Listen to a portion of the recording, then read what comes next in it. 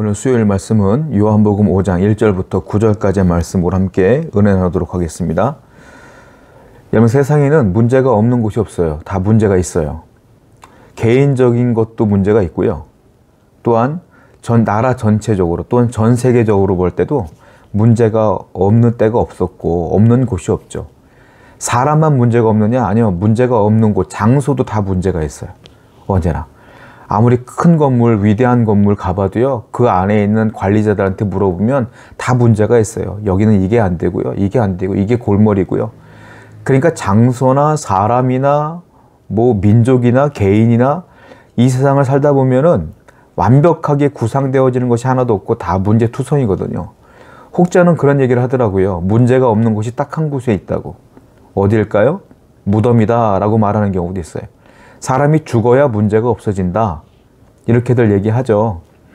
죽으면 문제가 없을까요? 아니에요. 우리는 모르지만 죽은 사람에게는 내세의 문제가 있는 거거든요. 예수님을 믿은 사람은 천국에 가지만 그렇지 않은 사람들은 슬피 울며 이를 갈미 있으리라. 여기 사는 사람들, 현실을 사는 사람들은 모르겠지만 분명히 믿음의 눈으로 보면 그 내세의 문제도 있어요. 아니, 내세의 문제뿐만이 아니라 그 무덤 자체에도 문제가 있어요. 비바람이 불거나 바람이 불거나 홍수가 나면 그 무덤이, 땅이, 흙이 다 휩쓸려 내려가잖아요. 그 무덤을 관리하던 후손들은 또 고민되는 거 아닙니까? 얼마 전에 TV를 보니까 어떤 사람이 그 선산에 있는 자기의 조상들의 묘를 어떤 사람이 다 파헤쳤더라고요. 망치로 부수고 막 이랬더라고요. 그거 얼마나 속상해요. 그러니까 무덤에도 문제가 있는 거예요. 사람은 사나 죽으나 다 문제투성이다 라는 거 아니겠습니까?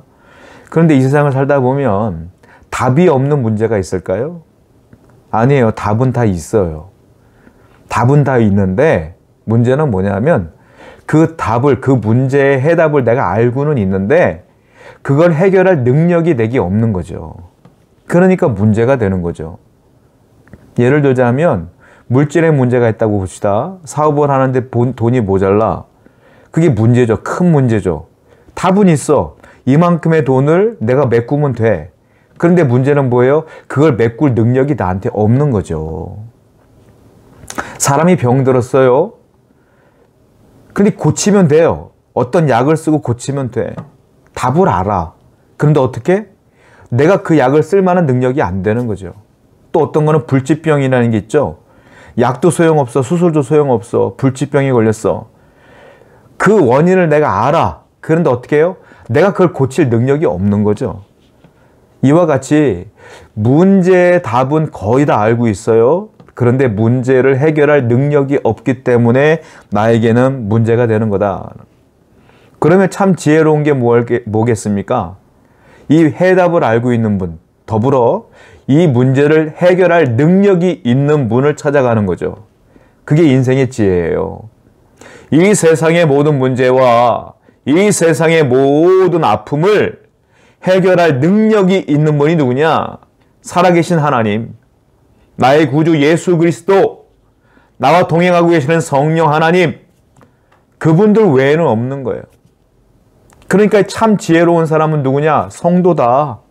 왜? 성도는 문제를 만나면 해결점을 가지고 내가 골머리를 앓는 게 아니라 그 문제 자체를 갖고 하나님께 나아가기 때문이에요. 그리고 기도하지 않습니까? 그래서 여러분들은 참 지혜로운 분이들이다. 이 지혜로운 삶을 우리는 평생을 살아야 돼요. 문제를 해결할 능력 있는 하나님께 갖고 나가는 겁니다. 오늘 본문을 보게 되니까 38년 된 병자가 등장을 해요. 참 안타깝고 불쌍합니다. 38년 동안 이 사람은 걷지를 못한 사람이에요.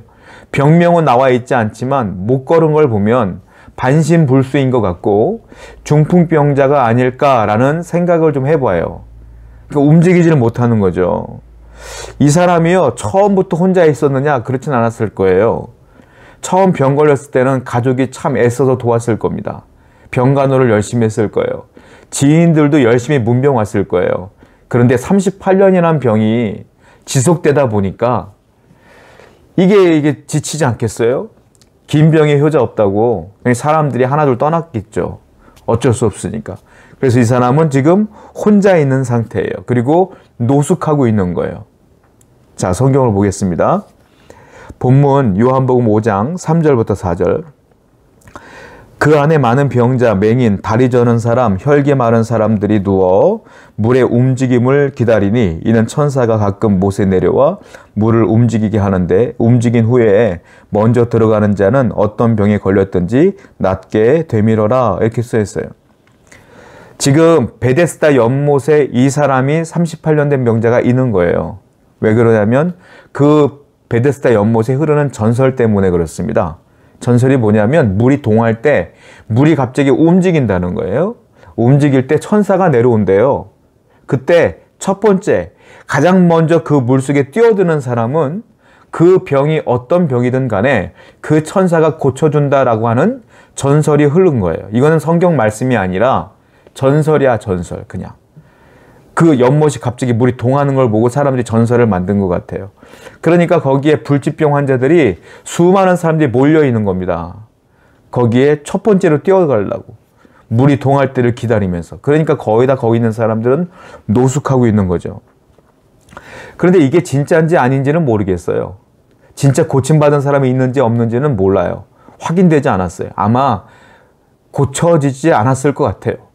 전설이거든요. 그런데 거기에 대한 제한 조건이 있어요. 무조건 첫 번째로 들어가야 돼. 1등이야, 1등. 1등으로만 들어가야 돼. 첫 번째로 들어가야지만 나는데 이 38년 된 병자는 이 사람 움직일 수가 없으니까 항상 못 들어갔다는 거예요, 당신은. 그러니까 거기에 대한 불평과 불만과 원망과 절망감이 이 사람을 짓누르고 있는 상태인 거예요. 너무 안타까운 일이에요. 무엇입니까? 이 세상은 첫 번째만 기억하지 않습니까? 세상은 전쟁터예요. 서로를 밟고 올라가는 전쟁터야. 그런데 이 베데스다 연못도 마찬가지예요. 전쟁터야. 이 병자들이 서로 위로해야 될 이 병자들이 서로 경쟁자가 되어서 내가 먼저 들어가겠다라고 하는 경쟁의식이 팽배해 있는 곳이에요. 세상의 축소판 아니겠어요?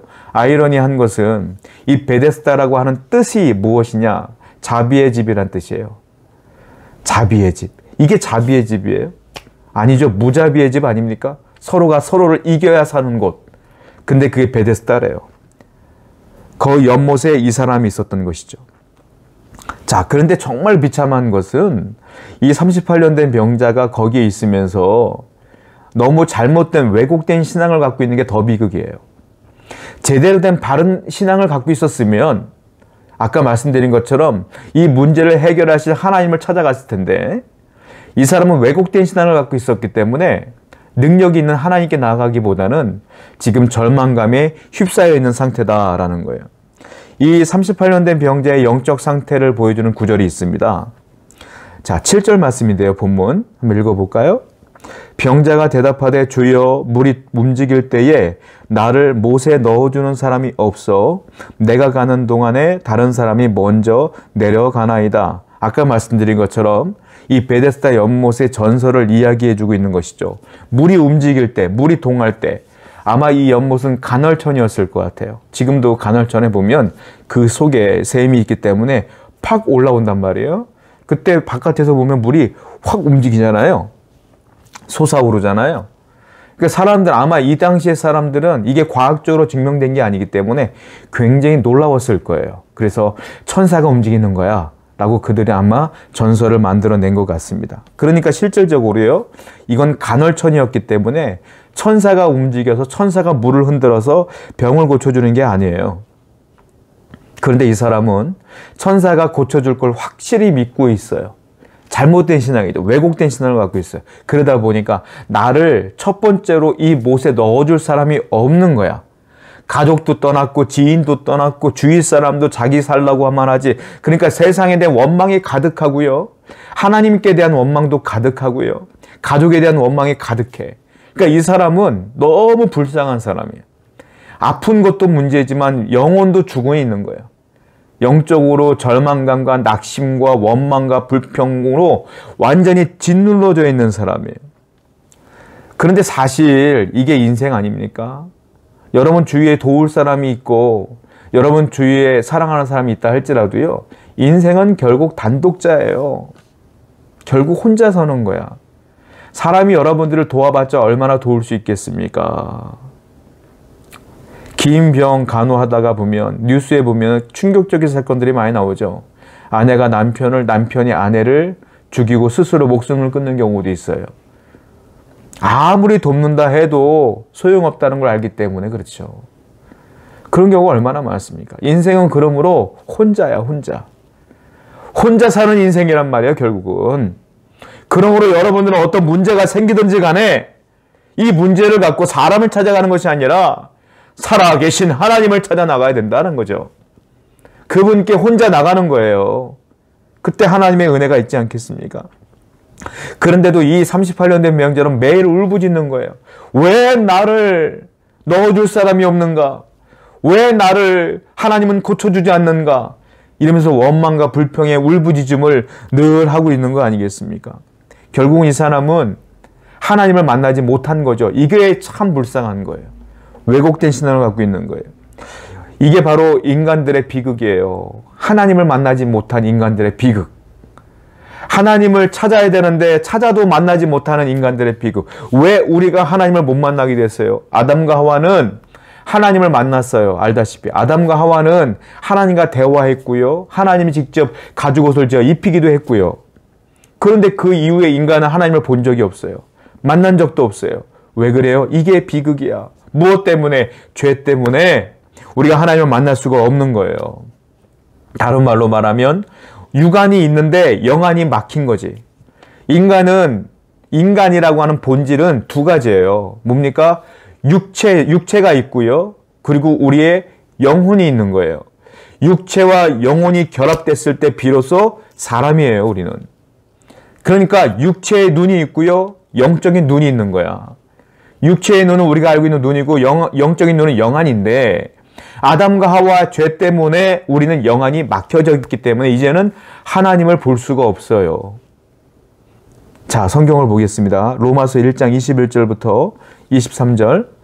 하나님을 알되 하나님을 영화롭게도 아니하며 감사하지도 아니하고 오히려 그 생각이 허망하여지며 미련한 마음이 어두워졌나니 스스로 지혜 있다 하나 어리석게 되어 썩어지지 아니하는 하나님의 영광을 썩어질 사람과 새와 짐승과 기어다니는 동물 모양의 우상으로 바꾸었느니라. 자, 보세요. 인간의 마음은 그래서 하나님을 보고 싶으나 못 봐요. 그래서 인간은 본능적으로 이 안에 뭐가 있느냐? 하나님을 찾는 본능이 있어요. 그 본능을 우리는 뭐라고 말하냐? 종교성이라고 그래요. 종교성. 여러분, 우리는 하나님을 찾고 하나님을 만났지만 세상에 하나님을 믿지 않는 분들도 있죠. 그런데 그분들 안에는 다 종교성이라는 게 있어요. 그러니까 사람들이 어딜 찾아가요? 절을 찾아가고 이슬람을 찾아가고 미신을 찾아가고 이 안에 두렵고 불편한 게 있는데 무언가 의지하고 싶은 게 있는 거예요. 그게 종교성이에요. 그래서 하나님을 찾는 거야. 신들을 찾는 거야. 엉뚱한 데 찾는 거야. 오늘 본문이 그거예요. 로마서 말씀이. 뭐라고 했습니까? 하나님을 알되 하나님을 알아. 인식한다는 거죠. 그런데 미련한 마음에 어두워졌나니 영안이 막혔다 이거예요. 영안이 우리의 눈을 가렸기 때문에 영적인 눈으로 하나님을 볼 수가 없어. 하나님을 인식하고 신을 인식하지만 하나님을 볼 수가 없어. 그러니까 어떻게 돼요? 사람들이 스스로 어리석게 되어서 23절 썩어지지 아니하는 하나님의 영광을 하나님을 찾는 것이 아니라 썩어질 사람과 새와 짐승과 기어다니는 동물 모양의 우상으로 바꾸었느니라. 하나님이 있어야 될 그 자리에 하나님을 찾고 싶으나 신을 찾고 싶으나 하나님을 모르니까 자기들이 우상을 깎아서 만든다는 거죠. 그래서 그 우상을 하나님인 양 섬겼다. 이것이 인간의 어리석음입니다. 영안이 어두워졌기 때문에 죄 때문에 영안이 어두워졌기 때문에 하나님을 잘못 섬기는 것이다 라고 말하는 거 아닙니까? 마치 이런 거예요. 자, 고아가 있어요. 고아가 있으면 어릴 때부터 이 아이를 엄마가 버렸단 말이에요. 부모가. 이 아이는 고아야. 고아인데 고아원에서 자라고 또 나중에 또 미국이나 뭐 유럽이나 이런 데로 입양을 가게 되면 우리가 TV를 통해서 보면 알겠지만 입양 갔던 그 친구들이 성인이 되어서 고향으로 찾아와서 엄마 아빠를 찾는 경우가 굉장히 많잖아요. 근데 제대로 못 찾죠. 고아들은요 항상 이 안에 부모에 대한 그리움이 있어요. 그렇죠. 뿌리에 대한 그리움이 있는 거야. 이걸 뭐라고 말하냐? 아까 말씀드린 것처럼 인간의 종교성과 비슷한 거예요. 우리는 영안이 어두워져서 하나님을 모르지만 하나님에 대한 막연한 그리움이 있는 거예요. 그 아들이 그래. 그런데 막상 이 한국 땅에 와서도 부모님을 못 찾아. 그렇죠? 그런 거예요. 그러니까 이 사람들이 하나님을 찾되 못 찾으니까 그 대체품으로 우상을 섬기는 것이다. 이것이 로마서의 말씀이다. 고아가 부모를 못 알아보는 것처럼 우리 인간이 하나님을 못 알아보는 거예요. 그래서 대체품을 만들어 보이는 거죠. 그러니까 우상을 숭배하는 것이다. 우상은 여러 가지 형태로 나오는데요. 미신, 그리고 불신, 그리고 이교, 그리고 이단 이렇게 나오죠. 자, 미신은 뭡니까? 미신은 사실이 아닌 것을 믿는 거예요. 실존하지 않는 것을 믿는 것이 미신이다. 그러니까 우리가 미신이다 그런 것은 신이 아니에요. 그냥 사람들이 그냥 미신, 그냥 이런 거 있잖아요. 뭐 귀신이 무서우니까 팥을 뿌린다. 뭐 재수없으니까 소금을 뿌린다. 사실이 아니야 이거는. 그래서 자기들이 만들어낸 아까 베데스다 연못의 전설처럼 그냥 만들어낸 거지 그냥. 그러니까 전설과 같은 거지. 미신이에요. 사실이 아닌 거예요. 그러니까 사람들이 막 큰 나무, 오래 나무 있으면 거기다가 막 절하고 다 미신이에요. 사실이 아는 것을 믿는 거예요. 종교성은 있는데 하나님을 모르니까 이렇게 미신을 섬기는 거예요. 불신은 뭐냐면 사실임에도 불구하고 믿지 않는 걸 불신이라고 그래요. 하나님이 살아계시고 하나님이 우리를 사랑하셔서 독생자 예수님을 이 땅에 보내셨고 예수님이 나를 위하여 십자가의 공로로 인하여 나를 구원해 주셨어요. 내 죄를 다 짊어지시고 죽은 지 3일 만에 부활했고 그 부활로 죽음을 깨뜨렸고 내가 그 예수의 보혈을 믿는 순간 구원받는다. 사실이야. 사실인데 안 믿어. 이건 뭐야? 불신이야. 미신, 불신, 이교는 하나님을 믿는 종교가 아닌 것을 믿는 거죠. 이 다른 종교를 말하는 거예요. 이단도 미신 같은 거죠. 이단은 뭡니까? 다를 이자의 끝단자예요. 이단은.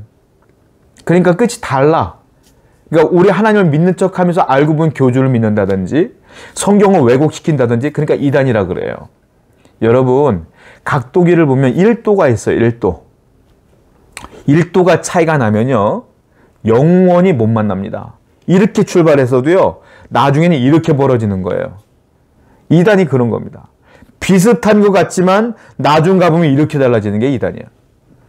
그 사람들이 하나님을 제대로 불신하고 믿지 못한다면 영안이 어두워져 있다면 하나님인 척하는 이단들에 빠져서 그 영혼이 멸망의 구렁텅이로 빠지는 경우가 허다하다라는 거예요.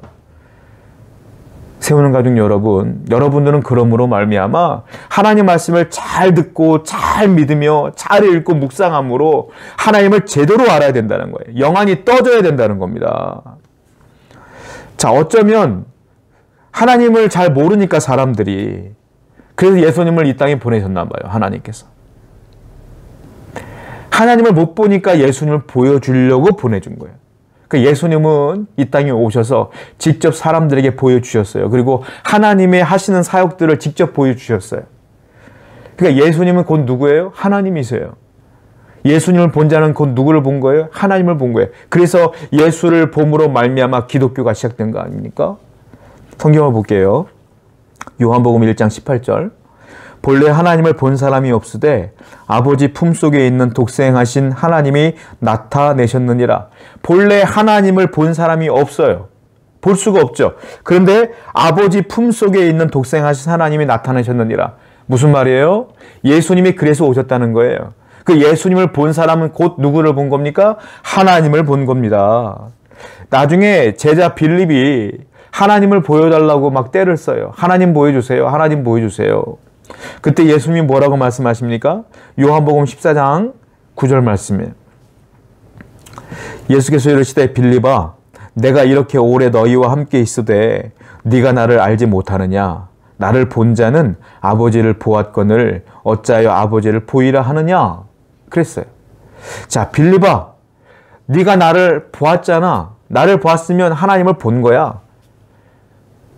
그래서 하나님께서 예수님을 이 땅에 보내신 것 같아요. 그러니까 무슨 말입니까? 하나님을 만날 수 있는 유일한 통로는 누굽니까? 예수님을 통해서 하나님을 만날 수가 있는 거예요. 요한복음 14장 6절, 예수께서 이르시되 내가 곧 길이요 진리요 생명이니 나로 말미암지 않고는 아버지께로 올 자가 없느니라. 그래서 예수님을 통하여 하나님께 나아갈 수가 있는 것입니다. 우리는 예수 그리스도를 믿습니다. 예수를 믿는 것은 곧 하나님을 믿는 거예요. 예수의 은혜를 받았으면 하나님의 은혜를 받은 거예요.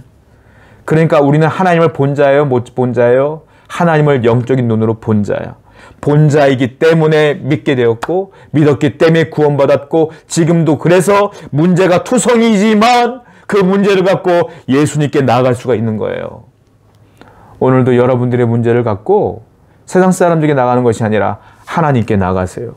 하나님이 해결하신다. 이 안타깝게도 38년 된 이 병자는 이 영안이 띄어지지 못했기 때문에 알지 못했다. 그런 다행스러운 건 이 병자 앞에 누가 나타납니까? 예수님이 나타납니다. 예수님이 나타났다는 것은 하나님이 나타났다는 거예요. 그 사람이 예수를 봐요. 예수를 봤다는 건 하나님을 드디어 이 사람이 보게 된다는 거죠. 본문 6절입니다. 예수께서 그 누운 것을 보시고 병이 벌써 오래된 줄 아시고 이르시되 네가 낫고자 하느냐. 예수님의 첫 질문은 그 병자에게 물어요. 네가 낫고자 하느냐. 이건 질문도 아니에요, 사실. 왜냐하면 38년 된 병자가 낫고 싶어서 베데스다 연못에 늘 앉아 있는 거 아닙니까? 그런데 또다시 묻는 거예요. 네가 낫고자 하느냐. 왜냐? 예수님이 봤을 때 이 사람에게는 희망이 사라졌어. 이미 병이 오래되었고 그가 1등으로 들어갈 수 없다는 걸 알았기 때문에 절망감으로 짓눌려져 있어. 그래서 다시 한번 예수님은 놀리는 게 아니에요. 너 낫고 싶어? 놀리는 게 아니야. 그에게 믿음을 다시 한번 회복시키고자 말하는 거예요. 너 다시 믿어볼래? 나는 너의 그 고통을 해결할 수 있는 하나님인데 너 믿어볼래? 다시 한번 낫고자 하느냐? 하고 물어본 거예요. 그 질문의 의도를 이 사람이 간파한 겁니다. 예수를 만났더니 다 다르잖아요. 다시 믿음이 생기는 거예요. 네, 낫고자 합니다. 라고 대답을 하죠. 당연한 질문임에도 불구하고 그 안에는 수많은 질문이 포함되어 있는 거예요. 그 병자에게 두 번째 질문을 예수님께서 하시죠. 본문 8절부터 9절입니다. 예수께서 이르시되 일어나 네 자리를 들고 걸어가라 하시니 그 사람이 곧 나와서 자리를 들고 걸어가니라. 이날은 안식일이니. 두 번째 질문을 물어요. 이제 믿음이 생기는 걸 보신 거예요. 그러면 너가 믿었으면 또 한 번 믿어봐. 네 자리를 들고 그냥 일어나. 연못으로 돌아가가 아니에요. 일어나. 연못이 해결점이 아니야. 바로 내가 해결자야. 라고 말씀하시는 것이죠. 이미 믿음이 생긴 그 사람은 예수님의 말씀을 듣고 자리를 들고 일어났더니 정말로 일어나게 된 거예요. 예수님의 말씀을 듣는 순간 그 병자의 마음에 믿음이 생겼어요. 여러분, 믿음은 어떻게 생기는 줄 아십니까? 믿음은 하나님의 말씀으로부터 시작되는 거예요. 예수님의 말씀을 듣는 순간 38년 동안 일어나지 못했던 그가 믿음이 생겼고 영안이 떠졌으며 예수를 통하여 내 문제가 해결될 걸 믿었어요. 그리고 그는 자리를 털고 일어났다. 여러분들의 믿음은 어디서부터 시작되는지 아십니까? 바로 말씀으로부터 시작되는 거예요. 성경 말씀을 읽지 않고 듣지 않고 믿음이 좋다? 불가능합니다. 여러분들의 믿음은 하나님 말씀으로부터 시작되는 거예요. 말씀을 사모하세요. 그리고 그 문제가 있으면 말씀 앞에 나오는 거야. 문제가 있으면 그냥 무작정 성경을 읽는 거야. 그리고 성경을 들고 하나님께 나아가는 거예요. 그때 하나님이 해결해 주신다. 놀라운 건 예수님은 그의 육신의 병만 고친 게 아니에요. 자, 예수님의 또 질문을 들어볼까요? 요한복음 5장 14절. 그 후에 예수께서 성전에서 그 사람을 만나 이르시되 보라, 네가 나왔으니 더 심한 것이 생기지 않게 다시는 죄를 범하지 말라 하시니. 자, 그 사람이 성전에 들어왔어요. 그리고 그 성전에서 예수님이 그를 만났어요. 그 사람이 왜 성전에 왔을까요? 하나님께 감사하기 위하여, 예배하기 위해서 온 거예요. 그가 예배의 마음이 들어온 거죠. 예배는 누가 드리는지 아세요? 구원받은 사람이 드리는 거예요. 그는 육신의 병뿐만이 아니라 구원까지 받은 거예요. 거기다 예수님께서 뭐라고 말했어요? 야, 더 심한 것이 생기지 않게 다시는 죄를 범하지 말아라. 왜 죄를 범하지 말라고 했을까요? 그것은 그 영혼의 구원도 이루어졌기 때문에 죄 때문에 그 영혼의 구원이 없어질까 봐 주님께서 말씀하십니다. 다시는 죄 범하지 말어.